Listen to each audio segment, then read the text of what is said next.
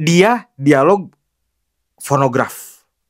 Terus si analis bilang Edison dari Amerika. Aduh, ngeplet boy.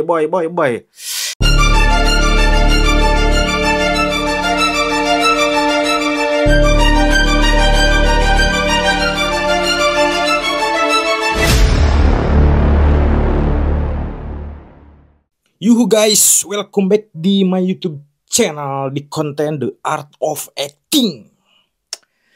Pembahasan kali ini masih sama dengan yang kemarin-kemarin, masih ngebedah tentang film Bumi Manusia dari karya novel Pramudia Anantatur dan gubahan sutradara Hanung Bramantyo.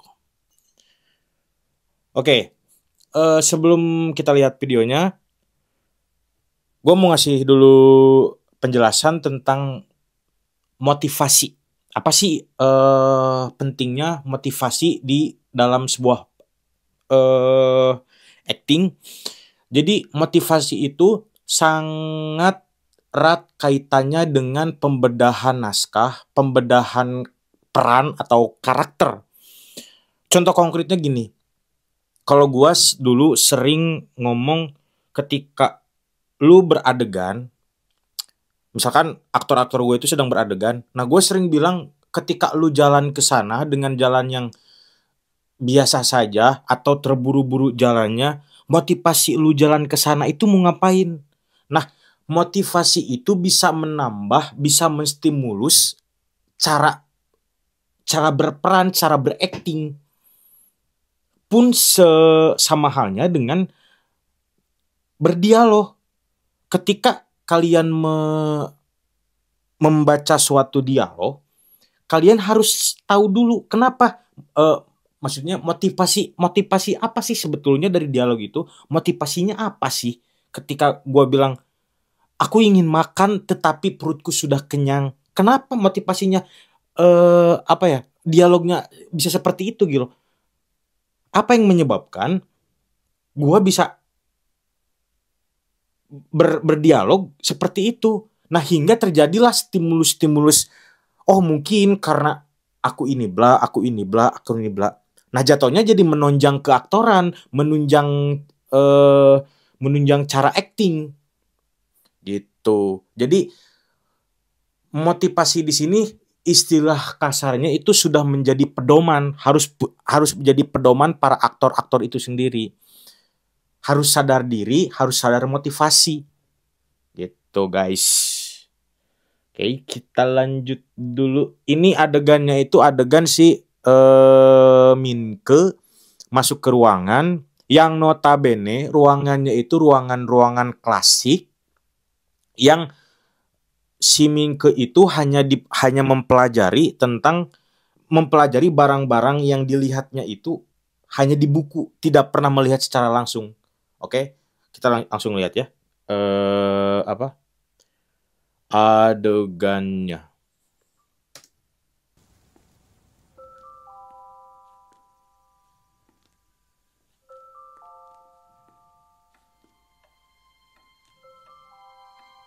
Nah, bisa dilihat di sini ekspresi si Iqbal ini ngeplos. Kenapa gue bilang ngeplos? Tergambarkan atau terceritakan bahwa si Minke ini itu seorang yang sangat terpelajar di HBS-nya, di sekolahnya. Lantas kemudian yang jelas pasti dia itu banyak mempelajari buku. Entah itu buku-buku sejarah atau buku-buku intinya buku-buku yang diajarkan di sekolahnya. Nah, kemudian dia masuk ke suatu ruangan yang yang ada barang-barangnya itu adalah barang-barang yang sudah pernah ia pelajari di buku-buku yang udah dia baca. Nah, kekagumannya itu belum nampak ekspresi kekagumannya itu. Kayak seolah-olah orang bukan orang linglung ya, terlalu jahat dialognya kalau orang linglung. Kayak orang ya biasa aja cuman lihat-lihat. Nah, harusnya ditimbulkan kekaguman itu. bagaimana sepantasnya orang yang baru pertama kali masuk ke ruangan, baru pertama kali masuk ya, belum pernah masuk, baru pertama kali masuk ke ruangan dan melihat barang-barang yang belum pernah ia lihat, dan atau yang barang-barang yang belum pernah ia lihat tetapi sudah pernah dilihat dia di sebuah buku. Kita lanjut lagi.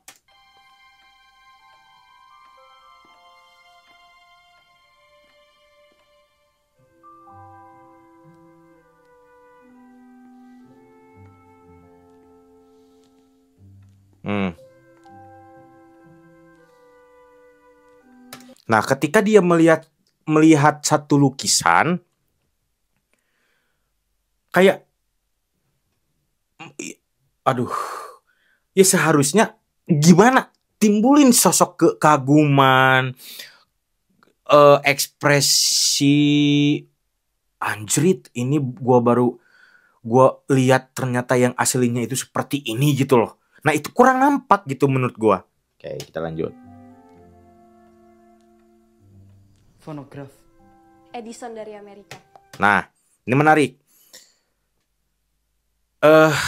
Dia dialog fonograf. Terus si analis bilang Edison dari Amerika. Aduh, ngeplet boy. Maksudnya gini. Dia itu melihat suatu barang yang, kalau gambaran gue bener-bener kagum, terus ada konteks apa ya, tanda seru di sana dialognya. Pornograf. Nah, itu maksudnya biar ada motivasi ke si analis, dialognya yang si analis itu Edison dari Amerika. Jadi kayak si analis itu menjelaskan gitu loh. Nah, di sini konteksnya nggak ada pembeda di sini. Harusnya nggak kasih pembeda ketika melihat seseorang kagum, dialog fonograf, lantas ada yang menjelaskan itu Edison dari Amerika. Maksudnya seperti itu harusnya. Oke, kita lanjut. Kereta uap. Penemuan abad modern. Nah, lagi. Kereta uap. Penemuan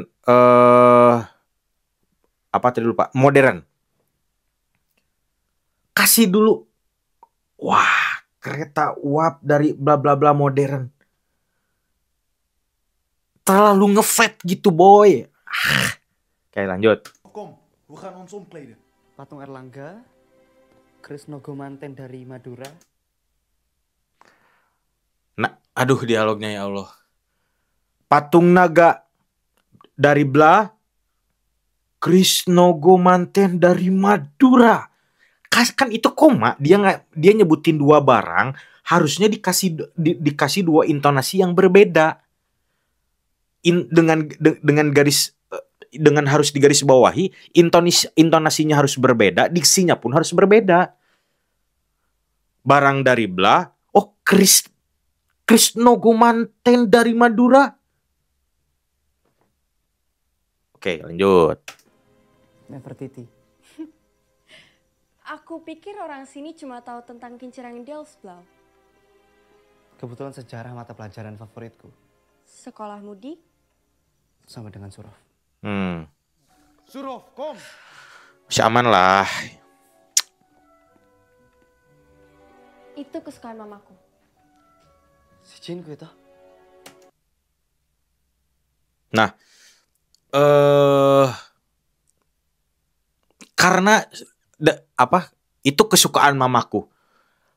Terus si Minke ngomong lagi, karena maksudnya gini, dari bukan tebak-tebakan, dari ketika si Minke menyebutkan barang itu satu persatu semuanya lancar, harusnya dikasih kayak bukan seperti orang gugup, maksudnya seperti orang yang meraba-raba gitu, menebak suatu barang. Ini si Jinko kan, maksudnya jangan terlalu mulus si Jinko, maksudnya nggak ada permainan irama di sono dialognya. Oke, kita lanjut dulu. Ini asli. Itu oleh-oleh dari Dokter Martinet, dokter keluarga kami. Nah, ketika si Minke ngomong ini asli, kurang gitu loh. Kurang apa ya, kekaguman orang lihat barang yang belum pernah ia lihat barang yang aslinya. Ini asli. Ini barang aslian. Jadi mempertanyakan lagi bahwa dengan kekagumannya, apakah ini barang asli, itu belum kelihatan. Lantas dialog si Anas kan menjelaskan ya itu masih oke lah. Itu dari bla bla bla bla bla bla. Tadi kan si Anas menjelaskan. Oke, kita lanjut dulu. Saat dia berlibur di Tiongkok. Wat ken je nog meer? Nah, ini kemunculan si Nyai Ontosoroh yang pertama.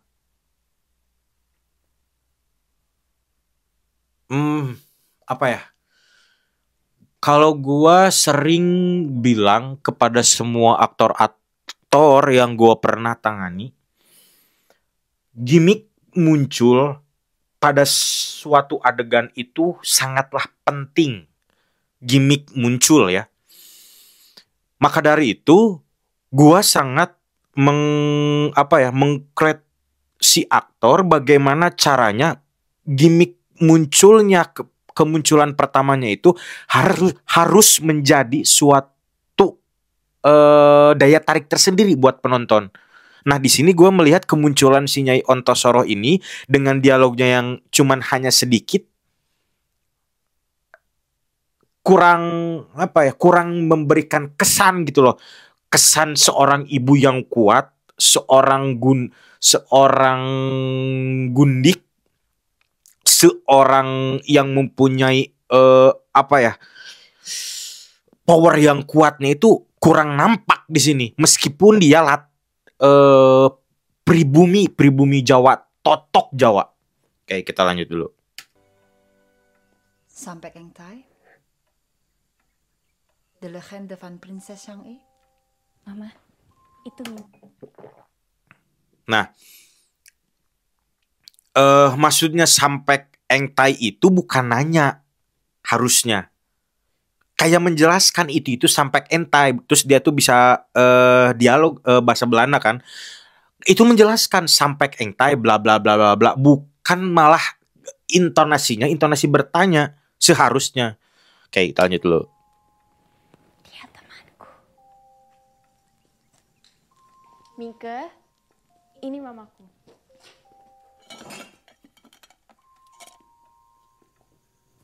Lidah orang sini memanggil Ontosoroh.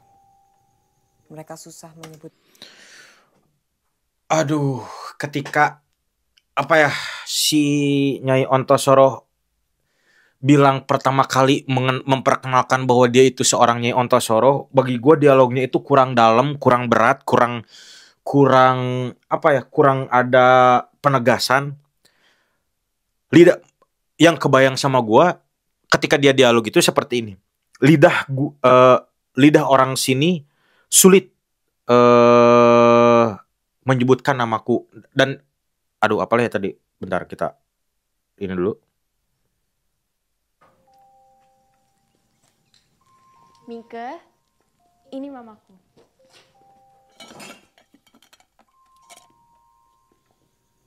Lidah orang sini memanggilku. Lidah orang sini memanggilku Ontosoroh. Lidah orang sini memanggilku Ontosoroh. Lidah orang sini memanggilku Ontosoroh.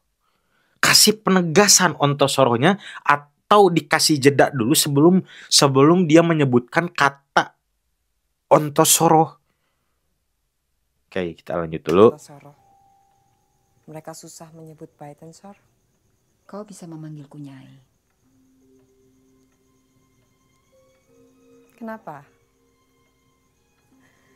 Rupanya pandanganmu tentang Nyai sama dengan kebanyakan orang ya. Nah ini yang gua maksud, motivasi itu saling berkaitan dengan peran. Ketika si Nyai Ontosorohnya bilang, kenapa ekspresimu seperti itu? Coba kita coba ulang dulu. Nyebut Baiten, Sor. Kau bisa memanggilku Nyai. Kenapa? Rupanya pandanganmu... Nah, kenapa? Jadi kan kenapa sih motif apa? Motivasinya bilang kenapa? Harusnya ekspresi si Minke itu kayak bukan orang apa ya? Jadi gue lihat di sini kayak orang bingung dalam artian bingung yang gak ada apa? Gak ada motivasi tujuan apapun dia acting. Harusnya kasih apa ya, kayak kaget baru pertama kali melihat seorang gundik yang diceritakan oleh orang-orang yang terkenal di kalangan itu, lantas tiba-tiba sekarang udah ada di hadapannya dan berbicara dengan begitu lantang dan teguhnya, bagaimana terkejutnya si Minke ini seharusnya. Nah, itu belum nampak. Dan kemudian ketika dialognya kenapa dijeda dulu, bener nih jedanya enak nih, terus dia si Nyai Antasoronya bilang lagi, rupanya pandanganmu tentang Nyai sama dengan kebanyakan orang. Berarti kan ketika si Nyai Antasoro itu memperkenalkan bahwa namanya Antasoro dan dia tahu melihat dari persepsi garis besarnya bahwa oh ini adalah seorang pribumi yang menikah dengan seorang totok Belanda, jadinya dia adalah seorang gundik. Makanya ada, nah motivasinya enak ke sini kata dialognya. Rupanya pandanganmu tentang Nyai sama dengan kebanyakan orang. Nah, pun lebih enaknya seharusnya dialognya lebih diperenak lagi nih sini Antasoro. Lebih seakan kayak bukan tengil. Kayak gini nih maksudnya. Rupanya pandanganmu tentang Nyai sama dengan kebanyakan orang. Karena udah terbiasa dia melihat ekspresi-ekspresi yang seperti ini. Makanya udah nggak heran pandanganmu tentang Nyai sama dengan kebanyakan orang. Nah, kayak gitu loh maksudnya. Oke, kita lanjut dulu. Tentang Nyai sama dengan kebanyakan orang ya. Kau tak usah segan. Nah, ini dialognya ngeplet. Dari dialog yang sebelumnya ke dialog scene itu nggak ada irama buat si Nyai Antasoro. Kasihlah irama maksudnya. Kau tak usah segan. Kau tak usah segan. Kau tak usah segan. Banyak maksudnya, kau tak usah segan. Dari sebelum-sebelumnya intonasi irama ritmenya masih kayak gitu-gitu aja gitu loh. Oke, kita lanjut dulu. Semua orang juga memanggilku begitu.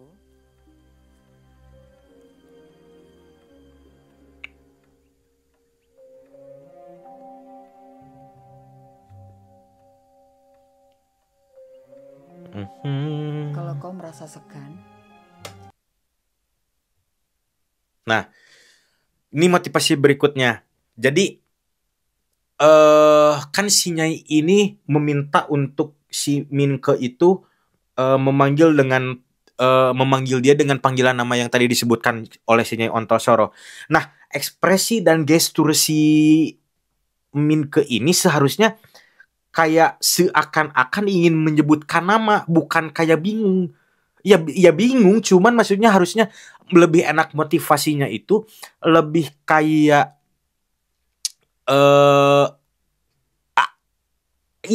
mau ngomong tapi nggak jadi gitu loh. Nggak jadi karena mikir dua kali, takut salah ucap. Nah, kayak gitu harusnya ekspresi si Minke. Oke, kita lanjut dulu. Kau bisa memanggilku Mama, sama seperti Analis. Nah, aduh ya Tuhan. Ini harus ada dua pembahasan. Ketika si Nyai Antasoronya bilang kamu bisa memanggilku Mama. Nah, itu terlalu dirofel. Nggak enak buat motivasi si Minke actingnya. Karena di sini kelihatan kayak aneh aja ekspresinya gitu loh. Maksudnya aneh dalam artian gini. Seharusnya yang gue bayangin ketika si Nyai Antasoronya itu bilang kalau kau segan, panggil saja panggil saja, jeda dulu mama. Makin kaget dong, makin harusnya. Nah, aduh, gua mau bilang Nyai Ontosoro aja sekarang tiba-tiba dia dengan begitu santainya suruh memanggil dia dengan sebutan mama, sama seperti analis memanggilku. Itu simbiosis mutualismenya nggak enak karena motivasinya belum kecari di sini. Oke, kita lanjut dulu. Iya, betul. Itu lebih enak. Permisi Nyonya. Wis mari. Niki etang-etangan nih. Nah, iki kudu mbok preksa maneh. Deloken. Iki salah. Kurang seimbang. Nggih. Kau Cak. Sinyo anak bupati? Bukan anak bupati. Nah ini ketika ini pun sama hanya terlalu cepat. Maksudnya bukan terlalu cepat, terlalu gamblang ketika mengutarakan itu. Ini dialog yang memperkuat karakter si Minke seharusnya. Kausinyo anak bupati. Kausinyo anak bupati. Nah, maksudnya kan si intonasinya harusnya agak sedikit berbeda. Kemudian si Minke ini kan bilang bahwa aku bukan seorang anak bupati. Oke, kita lanjut dulu. Kalau begitu pasti anak patih. Nah, terus dialog lagi. Kalau begitu pasti anak patih. Nah ini kurang dimainin sama si Nyai Ontosoro. Kalau begitu jeda dulu dikit lah. Kalau begitu pasti anak patih. Nah dengan makin malunya menjawab. Nah ini motivasinya biar enak kesimin ke dialog. Rangsangan kesiminke-nya jadi enak. Dia menjawab bukan juga. Nah maksudnya bukan hanya kan coba lihat dengar. Bukan anak bupati, bukan anak patih, tapi sekolahnya nang HPS.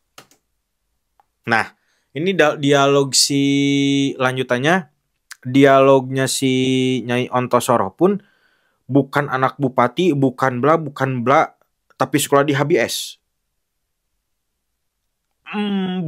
Seperti menginterogasi ya jatuhnya, maksudnya karena di sini si Nyai Ontosoro ini bukan sosok karakter yang antagonis harusnya. Jadi seakan-akan tadi itu dialognya itu dialog antagonis yang harusnya kayak sebetulnya si Nyai Ontosoro ini punya kekaguman tersendiri kepada si Minke. Oh, jadi bukan anak bupati, bukan anak bla, tapi sekolah nang HBS.